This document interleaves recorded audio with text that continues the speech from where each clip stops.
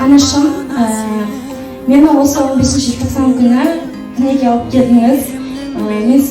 Егер де сіз болмасаңыз, мені дүниеге алып келмесеңіз, мен бұл дүниені мүлдем көрмейтін едім, бұл жарықты да көрмейтін едім. Мен сізді қатты жақсы көремін. Жанымда болмасаңыз да, жақын арада мен сізге уәде етемін, жақын арада сіз менің жанымда боласыз. Мен сіздерді қатты жақсы көремін, және де білесіздер ғой, ең бірінші мен отбасымды бірінші орынға қоямын, ол сіздің арқаңыз.